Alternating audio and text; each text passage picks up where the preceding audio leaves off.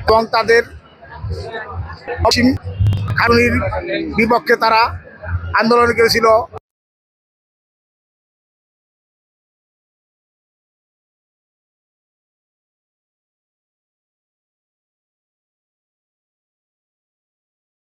আজ বাংলাদেশের সর্বাধিক জনপ্রিয় প্রধানমন্ত্রী, জনগণের প্রধানমন্ত্রী, মানুষের প্রধানমন্ত্রী জনাব তারেক রহমান তাদের সাথে একত্রতা ঘোষণা করার জন্য এই মঞ্চে উপস্থিত হয়ে সকল মেহনতি মানুষের পক্ষে অবস্থান নিয়েছে। তিনি বাংলাদেশের মানুষদের, খেটে খাওয়া মানুষদের পাশে আছেন, থাকবেন এবং কৃষকদের যেমন কৃষক কার্ড, ফ্যামিলি কার্ড, শ্রমিকদের শ্রমিক কার্ড এবং যত রকম মেহনতি মানুষ সকলের পাশে দাঁড়িয়ে সকলের কল্যাণে যাতে একটা সুন্দর সুশৃঙ্খল বাংলাদেশ তৈরি করা যায় সেই বিনির্মাণে সেই 31 দফা কর্মসূচির আলোকে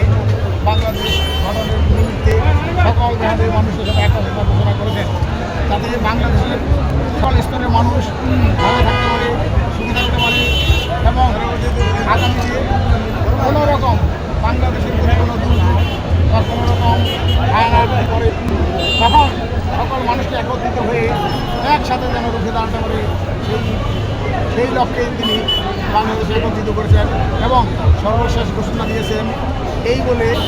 যে প্রথম বাংলাদেশ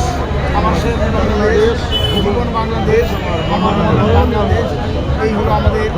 এই বছর এই দিবসের স্লোগান। বাংলাদেশ জিন্দাবাদ।